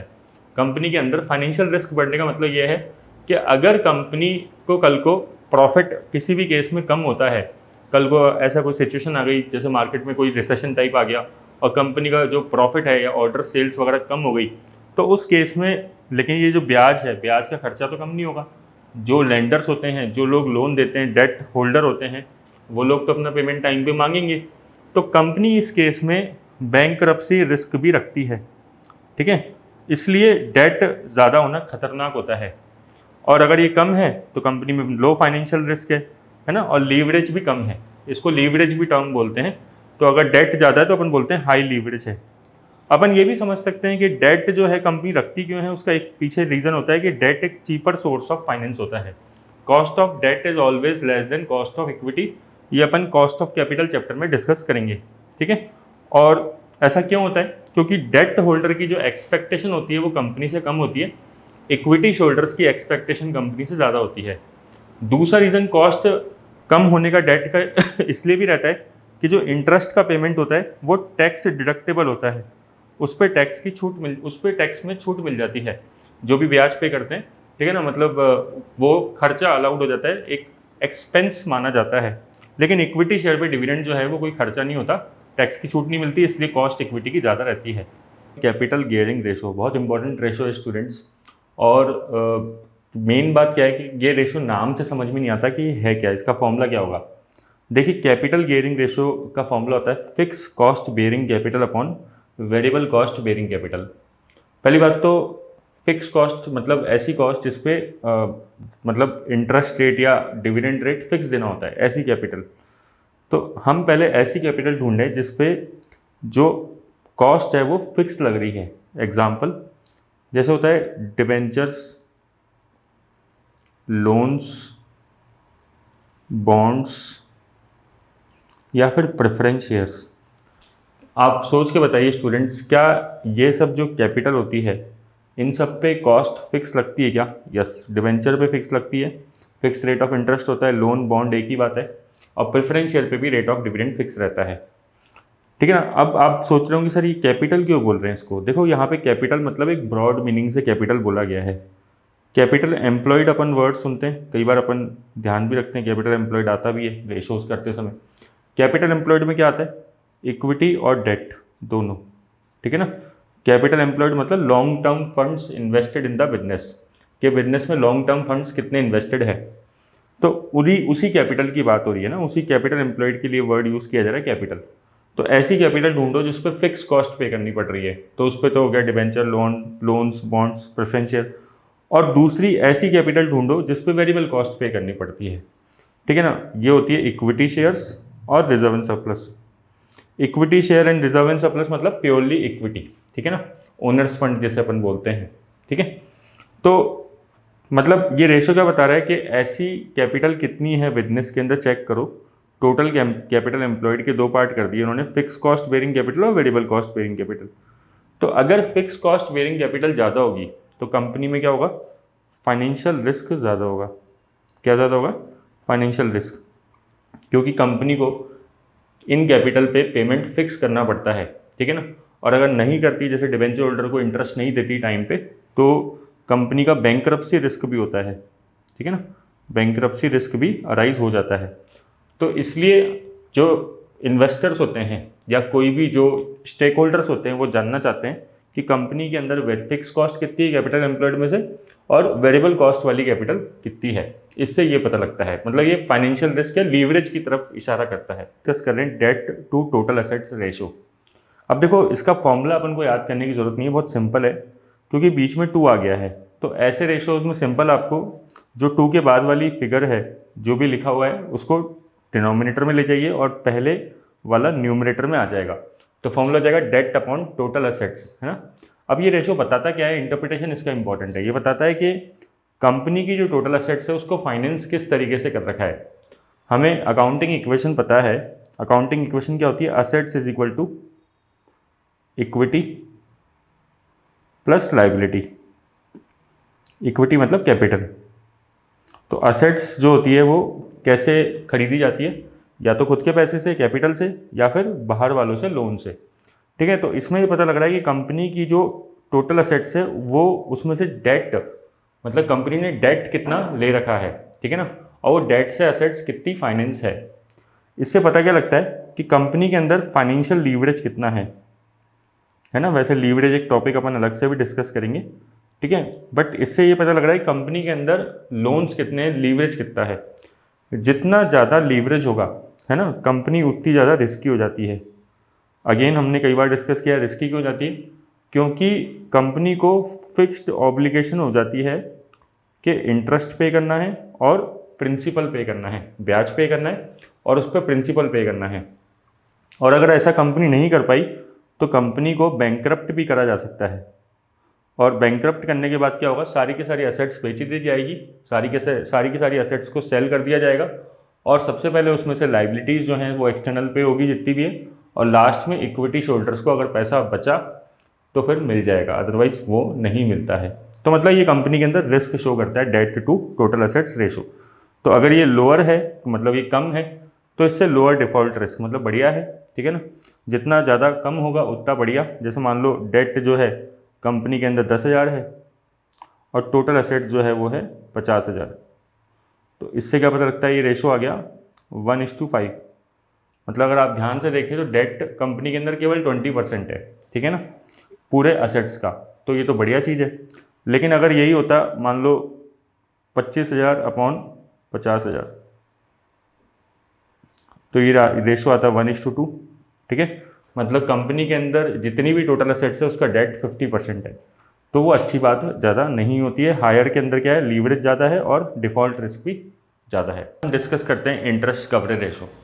इंटरेस्ट कवरेज रेशो को कई लोग कैपिटल स्ट्रक्चर रेशोज़ में रखते हैं, ज़्यादातर लोग तो कैपिटल स्ट्रक्चर रेशोज़ में ही रखते हैं, जिसमें डेट इक्विटी रेशो या फिर कैपिटल गियरिंग रेशो आता है, और कई लोग इसको अलग से कवरेज रेशो का भी नाम दे देते हैं कि कवरेज रेशो में आता है इंटरेस्ट कवरेज रेशो। अपन को कोई फ़र्क नहीं पड़ता, अपने को मेन बात ये है कि फॉर्मूला समझ में आना चाहिए और ये मीनिंग क्या है इस इंटरेस्ट कवरेज रेशो का वो समझ में आना चाहिए। इसको शॉर्ट में आईसी रेशो भी कहते हैं, आपने सुना होगा आईसीआर, कई लोग ऐसे बोलते हैं।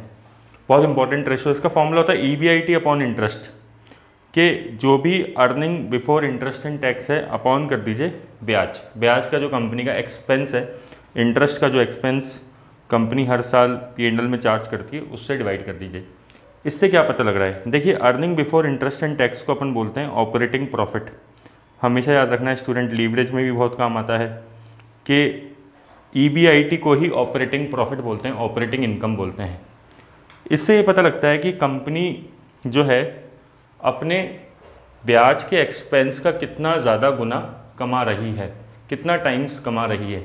इस बात से फ़र्क क्या पड़ता है, मान लीजिए एक कंपनी है, उसका earning before interest and tax है 5 लाख का, लेकिन उसका ब्याज हो जाता है 2,50,000 का।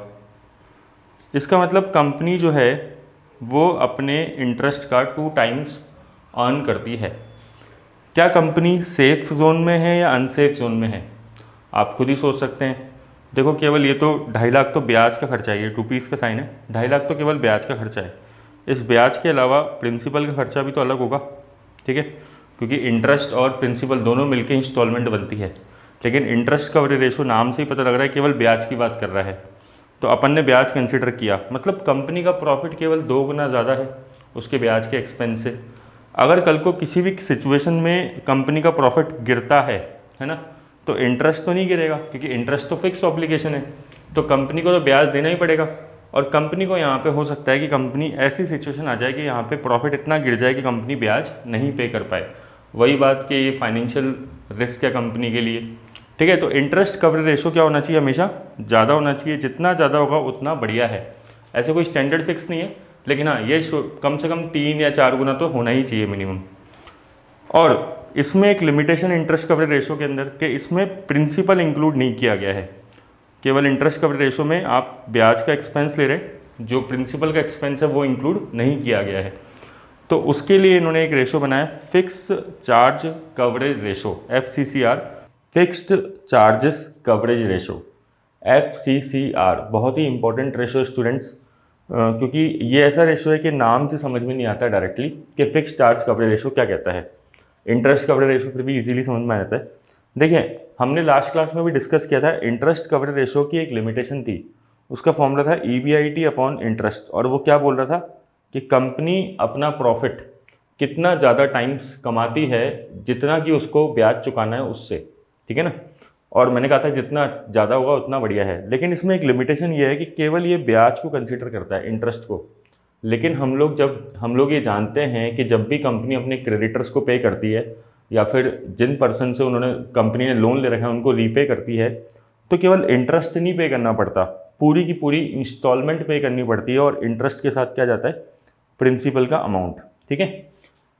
इसलिए एक रेशो बना fixed charges coverage ratio FCCR, जिसमें कॉम्प्रहेंसिवली दोनों की दोनों चार्जेस कवर किए गए, ब्याज के भी और प्रिंसिपल के भी।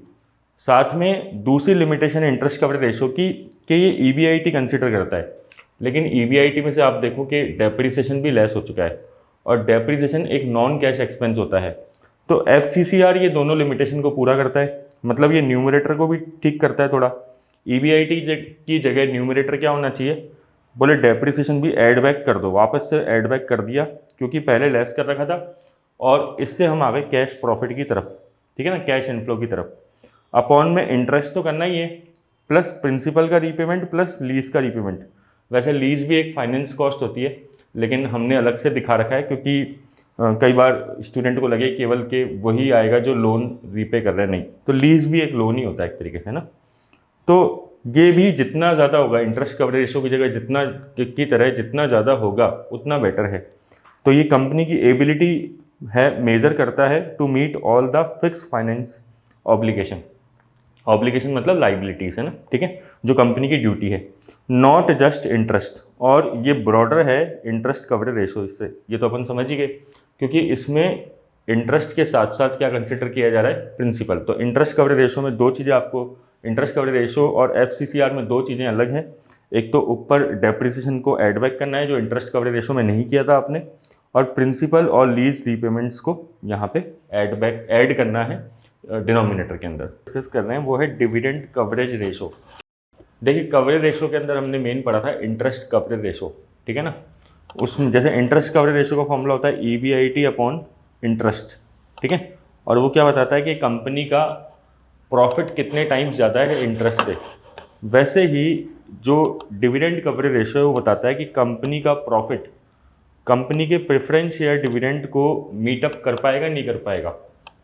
मतलब क्या है, चेक करते हैं कि फॉर्मूला होता है earning after tax upon preference share dividend, ठीक है। अब देखो इसमें मेन बात तो ये है कि यहाँ पे पैट यूज़ आ रहा है, अर्निंग आफ्टर टैक्स मतलब होता है पैट, EAT भी बोल सकते हो, पैट भी बोल सकते हो। तो बात ये आती है कि सर यहाँ पे इंटरेस्ट में तो अपन इंटरेस्ट कवरेज रेशो में तो EBIT ले रहे थे, यहाँ पे अपन पैट ले रहे हैं डिविडेंड कवरेज रेशो में, तो ऐसा क्यों हुआ, ठीक है ना। बाकी तो सिंपल है, यहाँ पे इंटरेस्ट डिवाइड हुआ है, यहाँ पे प्रेफरेंस शेयर डिविडेंड डिवाइड हुआ है, उसमें तो कोई दिक्कत ही नहीं है। बस कॉन्सेप्चुअल बात तो ये है कि EBIT या फिर पैट हम अलग अलग क्यों ले रहे हैं। देखिए इंटरेस्ट जो होता है ब्याज कहाँ से पे करा जाता है, EBIT में से। आप EBIT में से सोचिए आप इंटरेस्ट लेस करते हैं, ठीक है ना। लेकिन प्रेफरेंस शेयर डिविडेंड क्या EBIT में से पे करते हैं या फिर अर्निंग आफ्टर टैक्स के बाद आप लेस करते हो। प्रेफरेंस शेयर डिविडेंड आप याद करो, EBIT आता है, EBIT में से इंटरेस्ट किया, फिर अर्निंग बिफोर टैक्स आया, ठीक है ना, फिर अर्निंग बिफोर टैक्स में से टैक्स लेस कर दिया आपने, अर्निंग आफ्टर टैक्स आ गया, फिर जाके अर्निंग आफ्टर टैक्स में से प्रेफरेंस शेयर डिविडेंड लेस होता है, ठीक है ना। तो इसलिए अर्निंग आफ्टर टैक्स यूज होता है प्रेफरेंस शेयर डिविडेंड के लिए। अब नेक्स्ट क्वेश्चन ये आता है सर कि क्या डिविडेंड कवरेज रेशो केवल प्रेफरेंस शेयर के लिए निकालते हैं, क्या इक्विटी शेयर के लिए भी डिविडेंड कवरेज रेशो निकल सकता है। वैसे तो देखो निकालते नहीं हैं, क्योंकि इक्विटी शेयर्स को डिविडेंड देना कंपलसरी नहीं होता, मतलब कंपनी को ऐसा मैंडेटरी नहीं है कि इक्विटी शेयर पे डिविडेंड दे। लेकिन प्रेफरेंस शेयर में तो क्या होता है, रेट फिक्स होती है, और अगर करंट ईयर में प्रॉफिट कम है तो फिर कई बार अगर क्यूमुलेटिव नेचर के प्रेफरेंस शेयर है तो फिर नेक्स्ट ईयर देना पड़ेगा। इसलिए प्रेफरेंस शेयर होल्डर बड़ा मतलब ये चीज़ जानना चाहते हैं कि कंपनी जो है वो उतना सफिशिएंट प्रॉफिट अर्न करती है क्या कि वो प्रेफरेंस शेयर डिविडेंड दे पाएगी। लेकिन ऐसा इक्विटी शेयर में नहीं होता। बट अगर फिर भी कोई कहते हैं आपको इक्विटी शेयर का डिविडेंड भी निकाल के बताओ, ठीक है, तो आप डिविडेंड कवरेज रेशियो निकाल के बताओ, तो आप क्या करेंगे, earning available for equity shares upon equity share dividend, ठीक है ना, क्योंकि earning available for equity share में से प्रेफरेंस शेयर डिविडेंड को लेस कर दिया गया होगा। बस सिंपल बात यह है। फाइनेंशियल मैनेजमेंट का लीवरेज, ये आपको USCMA पार्ट 2 में तो मिलेगा ही, साथ में ACCA फाइनेंशियल मैनेजमेंट और बाकी अदर जो अपने कॉमर्स के एग्जाम्स होते हैं सब में मिलेगा, CA वगैरह के अंदर भी। लीवरेज मतलब क्या होता है, आप अपने फिक्स कॉस्ट को किस तरीके से अपने बिजनेस में एफिशिएंटली यूज़ करते हो। देखो स्टूडेंट, सबसे कॉन्सेप्चुअल बात करें तो जैसे जैसे आपकी सेल्स बढ़ती है वैसे वैसे आपकी वेरिएबल कॉस्ट बढ़ जाती है, राइट। अगर आपकी सेल बढ़ेगी तो आपकी कौन सी कॉस्ट बढ़ जाएगी, उसी प्रपोर्शन में वेरिएबल कॉस्ट भी इंक्रीज़ हो जाएगी। ये इंक्रीज़ का साइन लगाया मैंने, ठीक है। लेकिन आपकी फिक्स कॉस्ट हमेशा क्या रहती है, स्थिर रहती है, इस वजह से आपको बेनिफिट मिल जाता है। ऐसे ही अगर सेल्स गिरेगी, है ना, उसका उल्टा सोचो, आपकी वेरिएबल कॉस्ट भी प्रोपोर्शनेटली गिर जाएगी। कोई दिक्कत वाली बात नहीं है, सेल्स गिरी तो वेरिएबल कॉस्ट भी गिर गई। लेकिन क्या नहीं गिरती है, फिक्स कॉस्ट स्थिर रहती है, फिक्स कॉस्ट नहीं गिरती है। इस वजह से रिस्क अराइज होता है ना। जैसे कोविड में लोगों के साथ क्या हुआ, लोगों की इनकम कम हो गई, ठीक है, लेकिन अब कोई ऐसा खर्चा था जो इस इनकम से डायरेक्टली रिलेटेड था, वेरिएबल कॉस्ट थी, वो भी कम हो गई, कोई दिक्कत नहीं है। लेकिन क्या कम नहीं हुई, फिक्स कॉस्ट कम नहीं हुई, तो उससे उनको प्रॉब्लम्स हुई उस टाइम पे ना। लोगों को EMI चुकाने के अंदर प्रॉब्लम हुई, ठीक है। बैंक्स ने कई बार लोगों को उसमें थोड़ा सा ज़्यादा टाइम भी दिया, आपने सुना होगा RBI ने भी ऐसा किया था। तो ये चीज़ एक फिक्स कॉस्ट का नेचर होता है, मतलब फिक्स कॉस्ट को आप एफिशिएंटली यूज़ भी कर सकते हो। अगर आपको फ्यूचर दिख रहा है, ब्राइट है कि भाई आपकी सेल बढ़ेगी, तब आप अपने फिक्स कॉस्ट को ज़्यादा रख भी सकते हो बिजनेस के अंदर, कोई दिक्कत नहीं है। ऐसी कॉस्ट एम्प्लॉयड कर लो जिस पे फिक्स लग रही है खर्चे, तो क्या होगा, सेल बढ़ेगी, वेरिएबल कॉस्ट बढ़ेगी लेकिन फिक्स कॉस्ट नहीं बढ़ेगी, तो आपको फ़ायदा होगा। जैसे अपन किसी को सैलरी पे करते हैं एम्प्लॉयज़ को, तो हम चाहे कितना भी कमा लें, ठीक है, लेकिन अगर हमारी इनकम बढ़ती जा रही है तो क्या सैलरी के मतलब उसी प्रपोर्शन में क्या सैलरी भी हमें बढ़ानी पड़ती है कि अपने एम्प्लॉयज़ की नहीं बढ़ानी पड़ती। तो ये फ़ायदा होता है फिक्स कॉस्ट का मतलब फिक्स कॉस्ट को अपन एफिशिएंटली बिजनेस में यूज़ कैसे करते हैं वही चीज़ बताता है लीवरेज चैप्टर, ठीक है। फिक्स कॉस्ट दो तरह की होती है, ध्यान रखना, एक होती है ऑपरेटिंग फिक्स कॉस्ट और एक होती है non operating fix cost. Operating fix cost मतलब जो बिजनेस से डायरेक्टली जैसे आपके रिलेटेड हो गई, सैलरी, रेंट, इंश्योरेंस, ये सब खर्चे क्या होते हैं, ऑपरेटिंग नेचर के फिक्स कॉस्ट होते हैं। नॉन ऑपरेटिंग फिक्स कॉस्ट क्या होता है, जैसे इंटरेस्ट, ब्याज, डिबेंचर पे दे रहे हो, लोन पे दे रहे हो, और प्रेफरेंस रहेगा डिविडेंड। अब इम्पॉर्टेंट बात यह है स्टूडेंट कि जो ऑपरेटिंग फिक्स कॉस्ट होता है उसके रिस्क को मेज़र करने के लिए हम निकालते हैं ऑपरेटिंग लीवरेज, और ये जो नॉन ऑपरेटिंग फिक्स कॉस्ट होता है उसको मेज़र करने के लिए हम बताते हैं फाइनेंशियल लीवरेज। और अगर दोनों को मेज़र करें तो वो कैसे मेज़र करते हैं, कंबाइंड लीवरेज के थ्रू। उसी को आगे बढ़ाते हुए ऑपरेटिंग लीवरेज डिस्कस कर रहे हैं।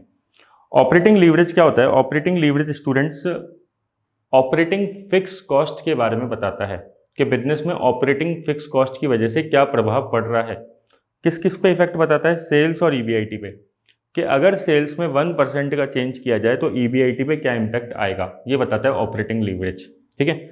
ऑपरेटिंग लीवरेज आप निकालते कैसे हैं, ऑपरेटिंग लीवरेज का फॉर्मूला होता है कॉन्ट्रीब्यूशन अपॉन ईबीआईटी। इसको थोड़ा ध्यान से समझते हैं कैसे। जैसे मान लीजिए एक कंपनी है, वो 1000 यूनिट की सेल कर रही है, ठीक है, और 10 रुपये पर यूनिट बेचती है तो 10,000 की सेल हो गई, और 8 रुपये पर यूनिट मान लेते हैं वेरिएबल कॉस्ट है, तो 8000 की वेरिएबल कॉस्ट हो गई, कॉन्ट्रीब्यूशन आ गया 2000 का, फिक्स कॉस्ट मान लेते हैं 500 की फिक्स्ड रहती है वो, ईबीआईटी आ गई 1500 की। अब जब आप कॉन्ट्रीब्यूशन डिवाइडेड बाय ईबीआईटी करेंगे, कॉन्ट्रीब्यूशन अपॉन ईबीआईटी जो ऑपरेटिंग लीवरेज का फॉर्मूला होता है वो आएगा 1.33 टाइम्स। ये आया आपका ऑपरेटिंग लीवरेज। सर इस ऑपरेटिंग लीवरेज का मतलब क्या है, इसका इंटरप्रिटेशन ये है स्टूडेंट्स कि अगर सेल में 1% का चेंज करें, अगर सेल में 1% का चेंज करें तो ईबीआईटी में कितना चेंज होगा, 1.33 का। अगर सेल 1% से बढ़ेगी तो ईबीआईटी 1.33% से बढ़ेगी, लेकिन अगर सेल 1% से कम हुई तो ईबीआईटी 1.33% से कम होगी। मैग्नीफाई कर दिया लीवरेज ने आपके लिए, है ना, इफेक्ट। मैग्नीफाई मतलब बढ़ा चढ़ा के दिखाना, है ना, ठीक है। तो बढ़ चढ़ के हो रहा है आपका इफेक्ट प्रॉफिट पे जो आ रहा है, ठीक है ना, because of operating fix cost. इसको हम दूसरे तरीके से ही प्रूफ कर सकते हैं। देखिए मान लीजिए सेल को हम 20% से बढ़ा देते हैं, तो सेल 1000 की जगह 1200 यूनिट हो गई, 10,000 की जगह 12,000 हो गई, वेरिएबल कॉस्ट भी 20% बढ़ जाएगी प्रोपोर्शनेटली, कॉन्ट्रीब्यूशन भी 20% बढ़ जाएगा, फिक्स कॉस्ट सेम रहेगी। ईबीआईटी देखिए आप, ईबीआईटी 1500 से 1900 हो गई, कितने रुपये से बढ़ गई, 400 से। परसेंटेज चेंज निकालोगे तो 400 डिवाइडेड बाई 1500 इंटू 100, ये आएगा आपका 26.67% आप कैलकुलेट करेंगे जब। अब आप देखिए आपने 20% से सेल में चेंज किया था, ईबीआईटी में कितना चेंज आया, 26.67, ज़्यादा चेंज आ रहा है, ठीक है। 20% से आप सेल पे इम्पैक्ट चेंज कर रहे थे, लेकिन ईबीआईटी पे कितना आ रहा है, 26.67। अगर आप देखेंगे 26.67 को डिवाइड करके 20 से तो आएगा 1.33 अगेन वही फिगर, ठीक है ना। तो एक और फॉर्मूला होता है ऑपरेटिंग लीवरेज का, percentage change in EBIT upon percentage change in sales. तो आपको दोनों फॉर्मूले याद रखने हैं ईबीआईटी ऑपरेटिंग लीवरेज के, एक होता है कॉन्ट्रीब्यूशन अपॉन ईबीआईटी और दूसरा होता है percentage change in EBIT upon percentage change in.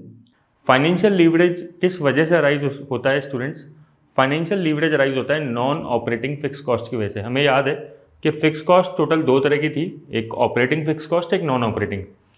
Operating fix cost जैसे सैलरी, रेंट, इसकी वजह से ऑपरेटिंग लीवरेज अराइज होता था, और financial leverage financial fix cost की वजह से अराइज होता है। फाइनेंशियल फिक्स कॉस्ट होती है ब्याज, इंटरेस्ट, है ना, और प्रेफरेंस या डिविडेंड भी आ जाता है, लेकिन आप देखेंगे प्रेफरेंशियल होते नहीं है, तो अपन बात करते हैं केवल इंटरेस्ट की। फाइनेंशियल लीवरेज बताता है कि अगर ईबीआईटी में 1% का चेंज हो तो ईपीएस पे क्या इम्पैक्ट पड़ेगा। जैसे ऑपरेटिंग लीवरेज क्या बता रहा था कि सेल्स पे कितना इम्पैक्ट चेंज हो तो ईबीआईटी पे क्या इम्पैक्ट आएगा। फाइनेंशियल लीवरेज क्या बता रहा है कि ईबीआईटी पे कितना चेंज करें तो ईपीएस पे क्या इम्पैक्ट पड़ेगा उसका। इंपॉर्टेंट है ये चीज़, ठीक है। इसको एक एग्जाम्पल के थ्रू समझते हैं। वही एग्जाम्पल अपने लास्ट वाला, मान लीजिए जो सेल्स है वो 1000 यूनिट है पहले, फिर अपने 1000 यूनिट के हिसाब से 10,000 हो गई sales, variable cost 8,000, contribution 2000, fix cost 500, EBIT कितना 1500 आ गया, ठीक है। इंटरेस्ट मान लेते हैं फिक्स है 600 का, EBT आ गई, EBT में से टैक्स लेस कर दिया 30% की रेट से, EAT आ गया, divided by number of equity shares कर दिया, और अर्निंग पर शेयर आ गई, ठीक है। अब इसमें फाइनेंशियल लीवरेज निकालें तो फॉर्मूला क्या लगेगा, EBIT अपॉन EBT, ये याद रखना है। जैसे ऑपरेटिंग लीवरेज का फॉर्मूला था कंट्रीब्यूशन अपॉन EBIT, इसका फॉर्मूला है EBIT अपॉन EBT। आप EBIT अपॉन EBT करेंगे मतलब 1500 डिवाइडेड बाय 900 करेंगे तो आएगा 1.67 टाइम्स। इसी को दूसरे तरीके से भी निकाल सकते हैं। क्या तरीका है, percentage change in EPS upon percentage change in EBIT, ठीक है।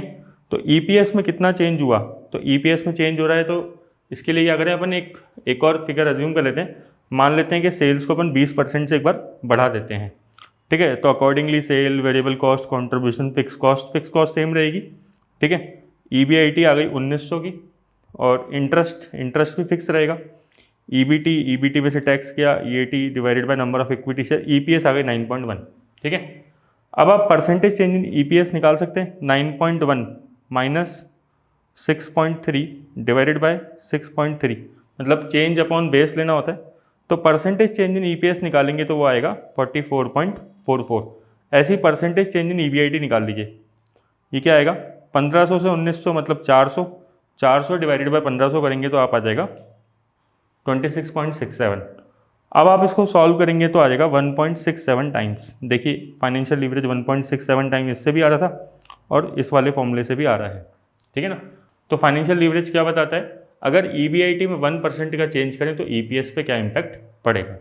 स्टूडेंट, कंबाइंड लीवरेज क्या बताता है कि सेल्स अगर चेंज होती है तो इसका इम्पैक्ट EPS पे क्या पड़ता है, अर्निंग पर शेयर पे क्या पड़ता है।